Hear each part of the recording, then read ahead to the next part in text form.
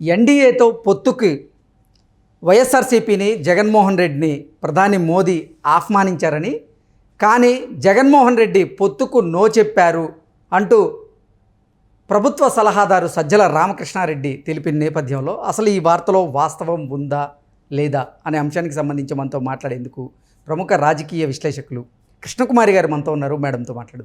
Madam నమస్తే. నమస్తే madam, ఎన్డీఏతో పొత్తుకి ప్రధాని మోదీ గారు జగన్మోహన్ రెడ్డికి అలాగే వైఎస్ఆర్సీపీకి ఆహ్వానం పలికారు, కానీ జగన్మోహన్ రెడ్డి పొత్తుకు నో చెప్పారు అంటూ కూడా ప్రభుత్వ సలహాదారు సజ్జల రామకృష్ణారెడ్డి గారు ఒక మీడియా వేదికగా జరిగిన ఇంటర్వ్యూలో ఆయన చెప్పడం జరిగింది. ఏంటి మేడం, నిజంగా ఈ వార్తలో వాస్తవం ఉందంటారా? నాకు ఇది చూస్తే ఉత్తర కుమారుడి ప్రగల్భాలు గుర్తొస్తున్నాయి. ఓకే. అది ఇంకొక మాట ఏంటి అంటే, ఇప్పుడు మామూలుగా వయసులో ఉన్న వాళ్ళకి సంబంధాలు చూస్తుంటారు కదా. ఎవరికో పెళ్లి కుదిరింది, ఆ పెళ్లి కూతురు పెళ్లి కొడుకు ఏమంటారంటే, ఏం సంబంధం, మేము రిజెక్ట్ చేసిన సంబంధం అది అంటారు. అర్థమైంది మీకు? మేము రిజెక్ట్ చేసిన సంబంధం అంటారు. మేము వద్దనుకున్నాం, మేము వద్దనుకున్నది మీకు కావాలి అంటే వీళ్ళకంటే పక్కన వాళ్ళకి మంచి సంబంధం వస్తే మేము వద్దనుకున్న సంబంధం మీకు వచ్చింది అనేటువంటి ప్రగల్భాలు పలుకుతారని చెబుతున్నారు, అంతేనా? ఓకే. ఇప్పుడు అసలు మీరు మోడీతోటి మీరు కూటమి ఎగురుతున్నారేమో. అసలు ఫస్ట్ ఆఫర్ మాకు వచ్చింది, మేము వద్దనుకుంటేనే మీ దగ్గరకు వచ్చింది. ఫస్ట్ మీరు కాదు వాళ్ళకి ఎంపిక, మేము మొదటి ఎంపిక, మేము వద్దనుకుంటే మీ దగ్గరకు వచ్చారు అని. ఎన్డీఏతో దూరంగా ఉండాలని జగన్మోహన్ రెడ్డి భావించారని, అందుకే ఆయన నో చెప్పారు అంటూ కూడా కమెంట్ చేశారు సజ్జల గారు. అవునండి, అలా కాక ఇంకెలా చెప్తారు? అలా కాకుండా ఇంకోటి కూడా చెప్పచ్చు, సింహం సింగిల్గా వెళ్తుంది కాబట్టి మేము ఎవరితోనూ పొత్తు పెట్టుకోమని కూడా చెప్తారు. సరే, ఎన్ని చెప్పినా ఆ ప్రగల్భాలన్నీ ఉత్తర కుమార్ ప్రగల్భాలే అర్థమైపోతుంది. పైగా మేము రిజెక్ట్ చేస్తేనే మీకు అవకాశం వచ్చింది అని చెప్పాలనుకుంటున్నారు. అంటే మీకన్నా మేము ఎక్కువ, మేము పై స్థాయిలో ఉన్నాము అని చెప్పదలుచుకున్నాడు ఆయన. అసలు వాళ్ళంతా పిచ్చోళ్ళు కాకపోతే ముందు మా దగ్గరికి వచ్చారు, మేము వద్దంటే మీ దగ్గరికి వచ్చారు అంటే మీరు నాసి రకమే. మేము నంబర్ 1 A1, కానీ మేము కాదన్నాం కాబట్టి మీ దగ్గరికి వచ్చారు. ఇలాంటివన్నీ జనాలంతా అనుకోవాలి అని, అదే కింద పడ్డ పైనే ఉంది నా చెయ్యి అనే సామెతగా ఉంది తప్పితే వేరే ఏమీ లేదు. ఇది చూస్తుంటే నాకు ఇంకోటి కూడా గుర్తొచ్చింది. ఏంటి మేడం? ఆ మధ్య ABN ఆంధ్రజ్యోతి ఇంటర్వ్యూలో కవిత ఏమన్నదంటే, మీరు కేసీఆర్ గారికి మోదీ గారు అంటే భయమా? ప్రశ్నల పరంపరలో ఆమె ఒక ప్రశ్నకి చెప్పిన సమాధానం ఏంటి అంటే, మా నాన్న అంటే మోడీకే భయం అంకుల్ అన్నది. అంటే మా నాన్న చేతిలో మోడీ ఉన్నాడని చెప్పింది ఆమె ఇండైరెక్ట్గా.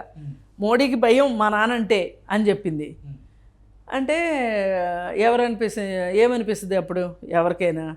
పిట్ట కొంచెం కోతగాను అనే అనిపిస్తుంది కదా.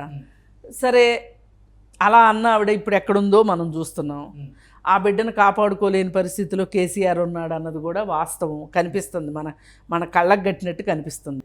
అందుకని ఇట్లాగే ఉంటుంది ఈ మాట కూడా. అసలు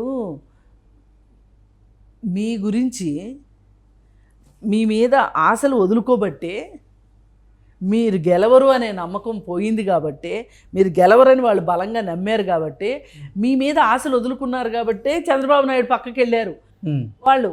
ఇది వాస్తవం. ఇప్పుడు చంద్రబాబు నాయుడు విడిగా పోటీ చేసినా గెలుస్తాడు అనే ఒక నమ్మకం ఏ రోజైతే వచ్చిందో, ఇంటెలిజెన్స్ రిపోర్ట్స్ దగ్గర నుంచి అందరూ ఏ విధంగా అయితే అనుకుంటున్నారో ఆ రోజునే వాళ్ళు డిసైడ్ అయ్యారు. ఇంక మీతోటి పరోక్షమైన పొత్తు లేదు, ప్రత్యక్షమైన పొత్తు లేదు.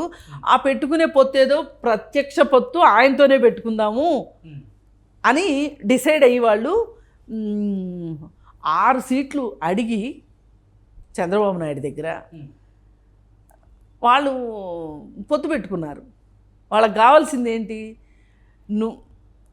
నువ్వు ఎట్లయినా స్నేహితుడివే, నువ్వు చీకొట్టినా పోవు ఇంటి ముందు నుంచి.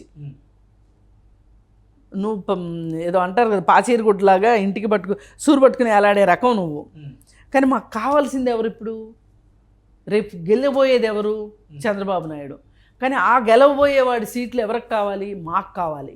నువ్వు ఎలాగూ మా జేబులోనే ఉన్నావు, జేబులో ఇప్పుడు ఆయన పెట్టుకోవాలి అనే ఉద్దేశంతో మిమ్మల్ని మీరెక్కడికి పోతారులే అనే ఉద్దేశంతో మీరంటే ఎంత చవక అభిప్రాయం ఉందో దీన్ని బట్టి అర్థమవుతుంది. ఇప్పుడు 5 సంవత్సరాల పాటు మీరు మీ కృతజ్ఞతని, మీ స్నేహాన్ని మీరు నిరూపించుకున్నారుగా. ఎత్తమన్నప్పుడల్లా చేయెత్తారు, అన్ని బిల్లులకి మీరు మద్దతు పలికారు.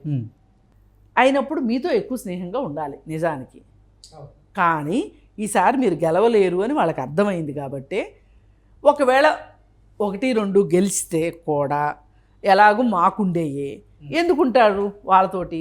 వాళ్ళకున్న కేసుల కోసమో, లేకపోతే ఆస్తులు జప్తు నుంచి ఇడిపించుకోవడం కోసమో, లేదు అనుకుంటే ఎలాగోలా కష్టపడి ఆస్తుల్ని కాపాడుకునే దానికోసమో, దేనికో దానికి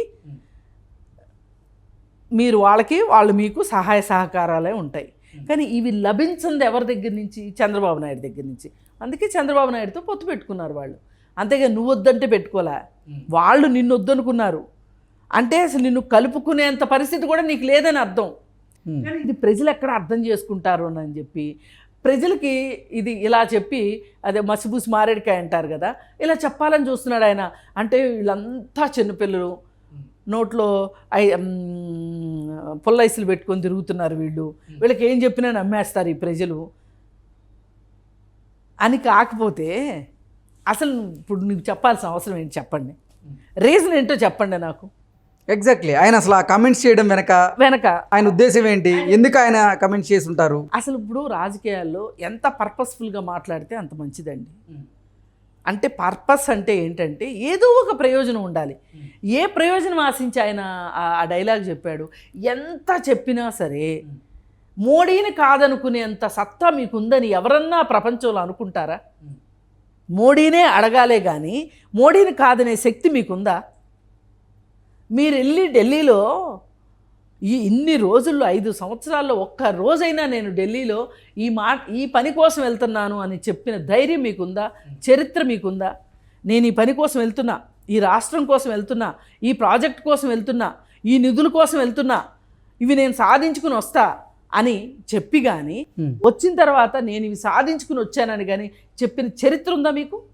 సిగ్గుండాలుగా మాట్లాడడానికి ఒక్క ప్రెస్ మీట్ పెట్టి ఎదురుగుద్దురా మీరు? ఏమి చేయలేదు కదా. ఇంక మీరు మేము వాళ్ళని కాదనుకున్నాం. ఇవన్నీ ఏంటంటే అడ్డం పొడుగు మాటలు అంటారు వీటిని. ఆకు అందకుండా పోక పొందకుండా మాట్లాడడం అన్నమాట. ఈ మాటలు పిచ్చి మాటలు నా దృష్టిలో అయితే. ఎవరన్నా తల ఉన్నవాళ్ళు, తలకాయ ఉన్నవాళ్ళు ఎవరికి అర్థం కాదండి ఈ విషయం. ఒక ప్రాంతీయ పార్టీ నువ్వు రేపొద్దున అధినేత జైలుకి వెళ్ళి కూర్చుంటే చెట్టుకొకరు పుట్టకొకరు అవుతారు. ఇదేమన్నా తెలుగుదేశం పార్టీయా? అధినేత జైలుకి వెళ్తే కూడా చెక్కు చెదరకుండా ఉండటానికి. ఒక్కసారి జగన్మోహన్ రెడ్డి జైలుకి వెళ్ళి చూడమనండి, ఎవరు ఎక్కడుంటారు అసలు? మొత్తం ఏ పార్టీలో నుంచి వచ్చారు? వైఎస్ఆర్ పార్టీ మొత్తం వేరే పార్టీ నుంచి వచ్చిన వాళ్ళేగా. ఆ పార్టీలో పుట్టి పెరిగిన వాళ్ళు ఒక్కళ్ళు చూపించండి మీరు. మరి ఎవరుంటారు మీతో పాటు? అమ్మ లేదు, చెల్లి లేదు, పిన్ని లేదు, పిన్ని కూతురు, బాబాయ్ కూతురు లేదు, ఎవరు లేరు మీకు సొంత మనుషులే లేకుండా అయిపోయారు. ఇలాంటి పరిస్థితుల్లో ఇవాళ నువ్వు ఏ కుటుంబాన్ని చూసైతే ఎద్దేవా చేశావో, ఏ కుటుంబాన్ని ఎద్దేవా చేద్దాం అనుకుంటున్నావో, చంద్రబాబు నాయుడు జైలుకి వెళ్తే వాళ్ళ అబ్బాయి వెళ్ళి ఢిల్లీలో నేషనల్ మీడియాతో మాట్లాడాడు. వాళ్ళ ఆవిడ వాళ్ళ కోడలు వచ్చి రాష్ట్రంలో అందరినీ దగ్గరికి వెళ్ళి మాట్లాడారు. వాళ్ళ నిరసన తెలియజేశారు, వాళ్ళ అక్కసని చెప్పుకున్నారు, వాళ్ళ బాధలు చెప్పుకున్నారు ప్రజలతోటి. మీరు చెప్పుకోండి. ఇప్పుడు ఒకప్పుడు జగనన్న వదిలిన బాణం ఎక్కడికి వెళ్ళింది? ఇప్పుడు మీకే తిరిగి వచ్చిందిగా, బాగా బలంగా దిగిందిగా. అందుకని ఎవరు లేనిది మీకు. ఇలాంటి మిమ్మల్ని నమ్మి మోడీ ఎందుకు వస్తాడు? అందుకని ఈ ప్రగల్భాలు మానుకుంటే, ఏది ముందే అన్నానే, ఉత్తర కుమారుడి ప్రగల్భాలు మానుకుని మీదో మీ దోన మీకు ఎన్నో మీకు వచ్చేయో వస్తాయి. మీకు అందరితో తృప్తి పడండి. అంతేగాని పెద్ద మాటలు మాట్లాడి మేము పెద్దవాళ్ళం అనుకుంటే మటుకు ఒట్టి మాటలు అవుతాయి. Okay okay madam, thank you. Thank you.